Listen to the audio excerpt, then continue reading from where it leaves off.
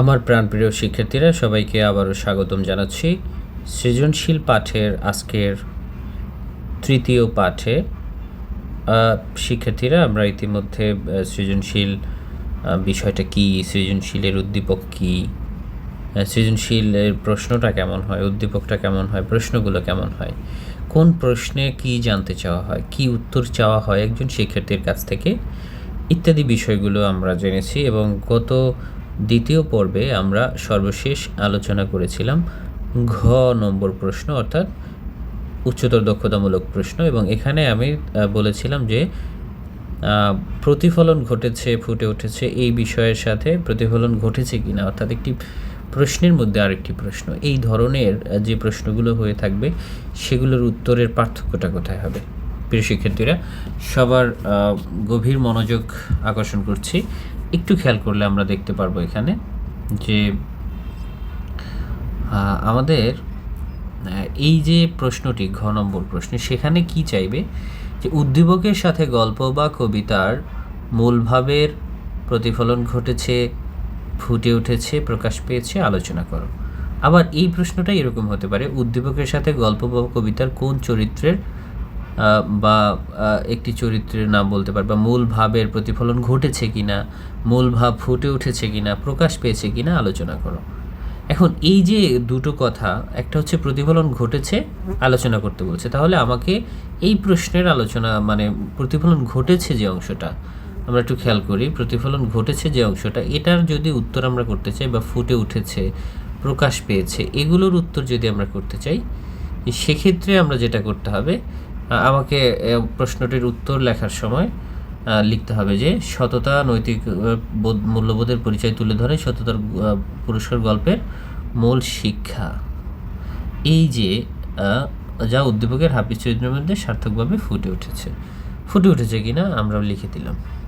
কিন্তু এই প্রশ্নটির উত্তরের ক্ষেত্রে যদি প্রতিফলন ঘটেছে কিনা জানতে চায়, ফুটে উঠেছে কিনা, প্রকাশ পেয়েছে কিনা, তখন আমাকে সমর্থন করতে হবে সবার আগে। অর্থাৎ এই যে অংশটা রয়েছে এখানে প্রথমে হ্যাঁ বা না দিয়ে উত্তরটা শুরু করতে হবে, যে হ্যাঁ, সততা ও নৈতিক মূল্যবোধের পরিচয় তুলে ধরে সততার পুরস্কার গল্পের মূল শিক্ষা, যা উদ্দীপকের হাফিজ চরিত্রের মধ্যে সার্থকভাবে ফুটে উঠেছে। এভাবে মানে প্রথমেই হ্যাঁ না দিয়ে সমর্থন করতে হবে, তারপরে গিয়ে আমাকে গতানুগতিক ধারায় উত্তরটা লিখতে হবে। অর্থাৎ প্রথমে আমরা তো লিখেই ফেললাম প্রশ্নের আলোচনাটা, এরপর সততার পুরস্কার অর্থাৎ আমাদের পাঠ্য বইয়ের যে গল্প সেই অংশ থেকে, তারপরে উদ্দীপকের অংশ থেকে, এরপরে হচ্ছে নিজের আলোচনা লিখতে হবে। এভাবে এই যে বিষয়টা বলেছিলাম পূর্বে, যে ঘ নম্বর প্রশ্নের কিছুটা পার্থক্য রয়েছে উত্তরের ক্ষেত্রে, আমরা যখন ক্লাসরুমে আবারও প্র্যাকটিস করব সেক্ষেত্রে আরও সহজে বুঝতে পারবে। এই ভিডিওগুলো বারবার দেখলে যে বিষয়টা তোমাদের মধ্যে গেঁথে যাবে সেটা হচ্ছে, একটি সৃজনশীল প্রশ্নের উচ্চতর দক্ষতামূলক প্রশ্নটি কী ধরনের হয়ে থাকে, কত প্যাটার্নে একটি প্রশ্নকে ঘুরিয়ে পেঁচিয়ে করা হতে পারে। আমার বিশ্বাস যারা খুব মনোযোগ সহকারে আমার ভিডিওগুলো দেখবে এবং আয়ত্ত করার চেষ্টা করবে, তাদের জন্য সৃজনশীল বোঝাটা এতটাই সহজ হবে বলে বিশ্বাস করি যে অন্যান্য সমবয়সী একই ক্লাসের শিক্ষার্থীদের ক্ষেত্রে সেটা তুলনামূলক কঠিন হবে। তো তোমাদেরকে আবারও বলছি, ভিডিওগুলো মনোযোগ দিয়ে দেখবে ফাঁকা সময়ে, এখন হাতে অঢেল সময়, তো এটি মনোযোগ দিয়ে দেখলে তোমরা বাংলাই না, শুধু তোমাদের সমাজ, বিজ্ঞান, ধর্ম ইত্যাদি যে সৃজনশীলগুলো রয়েছে সেই সৃজনশীলের গঠনগত বৈশিষ্ট্য এবং বাংলা সৃজনশীলের গঠনগত বৈশিষ্ট্য একই। এবং এই বিষয়টা যখন বুঝতে পারবে, তখন তুমি তোমার পাঠ্য বইয়ের যে কোনো একটা পড়া পড়ে সেখান থেকে নিজে সৃজনশীল তৈরি করা থেকে শুরু করে উত্তর তৈরি করা, এগুলো তোমার জন্য সহজ হয়ে যাবে। তো শিক্ষার্থীরা, আজকের নতুন পাঠে প্রবেশ করছি। আজকের আমাদের পাঠ হচ্ছে 3 নম্বর পাঠ। এই 3 নম্বর পাঠে আসলে আমরা কি শিখব? 3 নম্বর পাঠে আমরা শিখব হচ্ছে যে সৃজনশীল প্রশ্নের উত্তর কেমন করে দিতে হয় এবং একটা উত্তরকে সুন্দর করে কিভাবে লিখতে হয়। আমাদের মনে আছে হয়তো আমাদের ক নম্বর প্রশ্নটা ছিল, স্বর্গীয় দূত কয়জন ইহুদিকে পরীক্ষা করেছিল। তো এই উত্তরটা কী করতে হবে, এখানে শুধুমাত্র প্রশ্নের আলোচনা লিখতে হবে। প্রশ্নের আলোচনাটা কি, মানে প্রশ্নে যা চেয়েছে সেটার আলোচনা লিখলেই হবে। অর্থাৎ স্বর্গীয় দূত 3 জন ইহুদিকে পরীক্ষা করেছিল, শেষ। এই যে প্রশ্নের আলোচনা শেষ। এটা খুবই সহজ, এটা একটা জ্ঞানমূলক প্রশ্ন, এটার উত্তর আমরা পাঠ্যবইয়ের মধ্যেই পেয়ে থাকি। কিন্তু আসল ঘটনাটা ঘটবে হচ্ছে পরবর্তী প্রশ্নগুলোতে, অর্থাৎ আমরা যখন অনুধাবনমূলক প্রশ্নের মধ্যে যাব, যেটা হচ্ছে আমাদের খ নম্বর প্রশ্ন। এই খ নম্বর প্রশ্নের ক্ষেত্রে আমরা দেখতে পাই যে এখানে অপশন দেওয়া আছে 2টা, যদিও এখানে নম্বরটা 2, এটা 1 হবে আর দ্বিতীয়টা হবে 2। এই যে এটা হবে 1, এটা হবে 2। তো এই প্রথম অংশে লিখতে হবে খ নম্বর, অর্থাৎ অনুধাবনমূলক প্রশ্ন, যেখানে কেন, কিভাবে, কারণ ইত্যাদি জানতে চাওয়া হয়। এই প্রশ্নের উত্তর হবে 2টা, একটা হচ্ছে প্রশ্নের আলোচনা, দ্বিতীয়ত হচ্ছে প্রশ্নের আলোকে গল্পের ব্যাখ্যা। একটু খেয়াল করি, প্রথমটা হচ্ছে প্রশ্নের আলোচনা, দ্বিতীয়টা হচ্ছে প্রশ্নের আলোকে গল্পের ব্যাখ্যা। এই প্রশ্নটা কি ছিল আমরা একটু মনে করার চেষ্টা করি। প্রশ্নটা ছিল হচ্ছে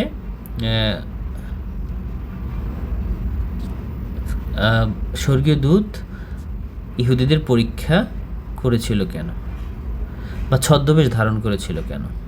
তো প্রশ্নের উত্তরটা হচ্ছে আল্লাহর হুকুম পালন করে ইহুদিদেরকে পরীক্ষা করার জন্য স্বর্গীয় দূত মানুষের ছদ্মবেশ ধারণ করেছিল। অর্থাৎ প্রশ্নের যে চাওয়াটা সেটা আমাকে প্রথমে লিখতে হবে। এটা কি প্রশ্নের আলোচনা বলে, মানে প্রশ্নে যা চেয়েছে সেটা কী চেয়েছে, যে ছদ্মবেশ ধারণ করেছিল কেন। আমরা সহজেই বলে দিলাম যে ইহুদিদেরকে পরীক্ষা করার জন্য স্বর্গীয় দূত মানুষের ছদ্মবেশ ধারণ করেছিলেন। এই যে আমি লিখলাম, সেই প্রশ্নের আলোকে আমাকে ব্যাখ্যাটা লিখতে হবে, মানে কি কারণে পরীক্ষা করতে হলো, কি ঘটেছিল। এই যে সংক্ষিপ্ত আলোচনাটা, সেটাই হচ্ছে মূলত প্রশ্নের আলোকে গল্পের ব্যাখ্যা। গল্প থেকে আমাকে আলোচনা করতে হবে। এখানে আমরা খেয়াল করলে দেখতে পারবো যে ফেরেশতা হলেন আল্লাহর দূত, আল্লাহ তারা নূরের তৈরি, মহান আল্লাহ মানব জাতিকে কখনো কখনো পরীক্ষা করে থাকেন। এই পরীক্ষা তিনি সবাইকে একইভাবে করেন না। আল্লাহ তাআলা এমনিভাবে 3 জন ইহুদিকে পরীক্ষা করার জন্য ইচ্ছা পোষণ করলেন, আর এই কাজের দায়িত্ব দেন একজন ফেরেশতার উপর। স্বর্গীয় দূত তখন ইহুদিদেরকে পরীক্ষা করার জন্য মানুষের ছদ্মবেশ ধারণ করেছিলেন।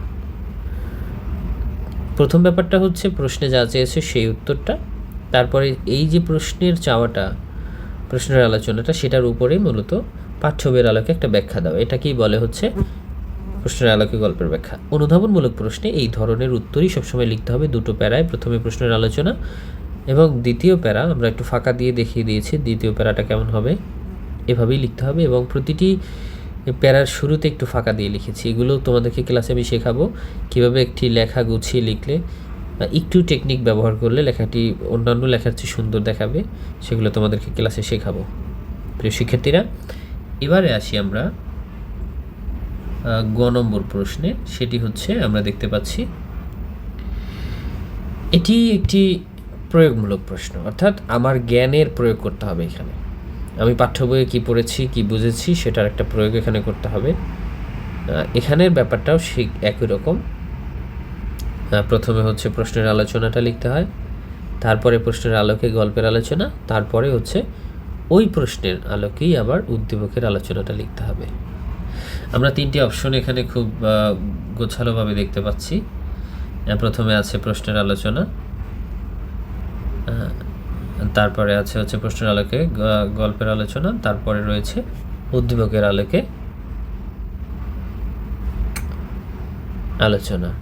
এখন এই প্রশ্নটির উত্তরটা করার আগে আমরা একটু দেখে আসি যে প্রশ্নটি ছিল কি।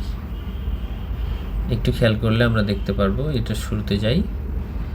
প্রশ্নটি ছিল হচ্ছে কালাম ও আবুলের কাজের মধ্যে সততার পুরস্কার গল্পের যে দিকটি প্রতিফলিত তা ব্যাখ্যা করো। এখন আমাকে এখানে খুঁজে বের করতে হবে কালাম ও আবুলের কাজ। কালাম আবুল করেছিল কি, অকৃতজ্ঞতা প্রকাশ করেছিল। এই কাজটি সততার পুরস্কার গল্পের কোন দিকটি প্রতিফলিত করে? আমরা সততার পুরস্কার গল্পের 3টি দিকের আলোচনা করেছিলাম। একটা হচ্ছে কি আল্লাহর পরীক্ষা, আর একটা হচ্ছে কৃতজ্ঞতা প্রকাশ, একটা হচ্ছে অকৃতজ্ঞতার এবং তার শাস্তি। তো এখন আমরা নিশ্চয়ই বুঝে ফেলছি এই যে কালাম ও আবুলের কাজের মধ্যে সততার পুরস্কার গল্পের অকৃতজ্ঞতার দিকটির প্রতিফলন ঘটেছে। আমরা একটু নিচের দিকে যাই, গিয়ে আমরা দেখি এখানে কি আছে।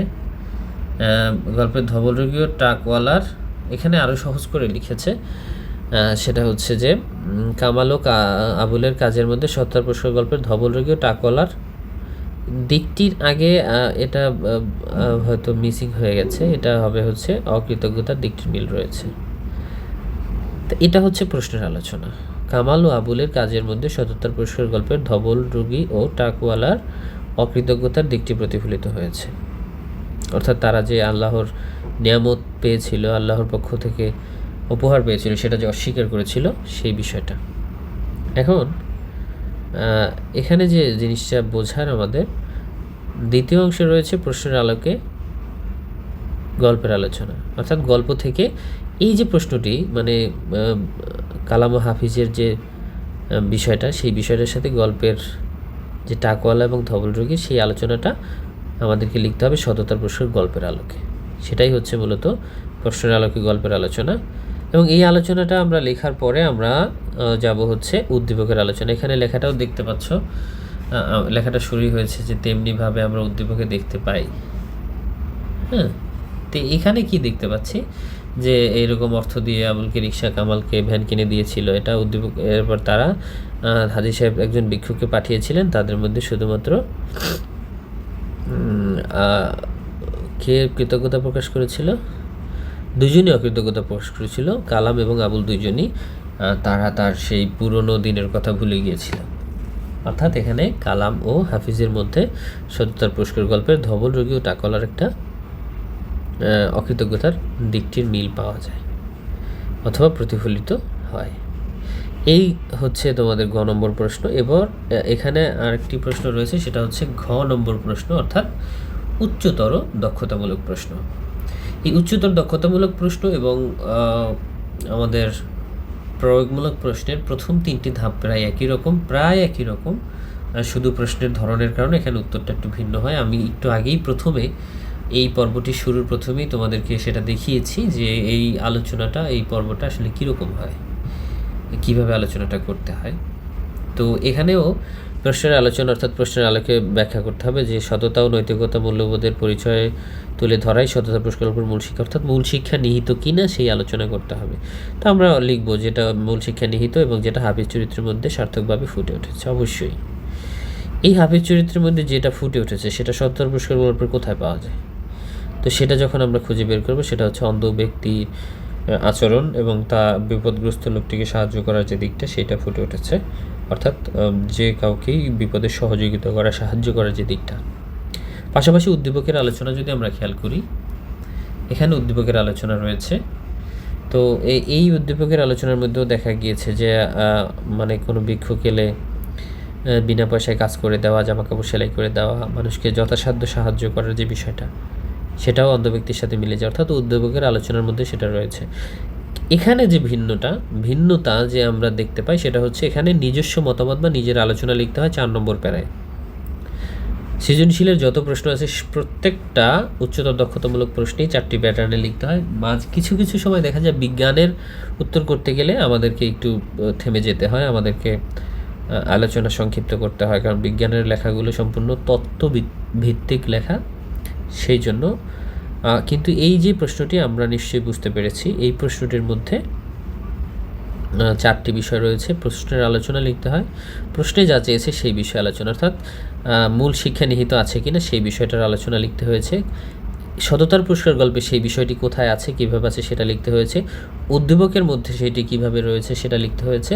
এবং এই সব কিছুর উপরে আমার নিজের, অর্থাৎ যে প্রশ্নটির উত্তরটা লিখবে তার নিজের যে মতামতটা, সেটা রয়েছে 4 নম্বর প্যারায়। প্রিয় শিক্ষার্থীরা, আমি বিশ্বাস করি আমার শিক্ষার্থীরা সবসময় এগিয়ে থাকবে এবং তারা খুবই সচেতনতার পরিচয় দিবে।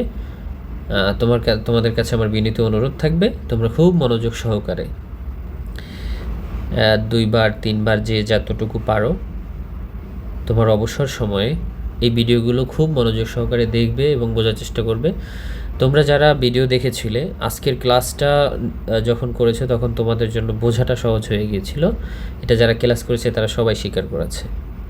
আমি চাই যে তোমরা এটি ভালোভাবে ব্যবহার করো এবং নিজেকে অন্যান্য শিক্ষার্থীদের তুলনায় কয়েক গুণ বেশি এগিয়ে রাখো। তোমাদের সবার মঙ্গল কামনা করছি। সবাইকে অসংখ্য ধন্যবাদ। সবাই ভালো থেকো। আসসালামু আলাইকুম।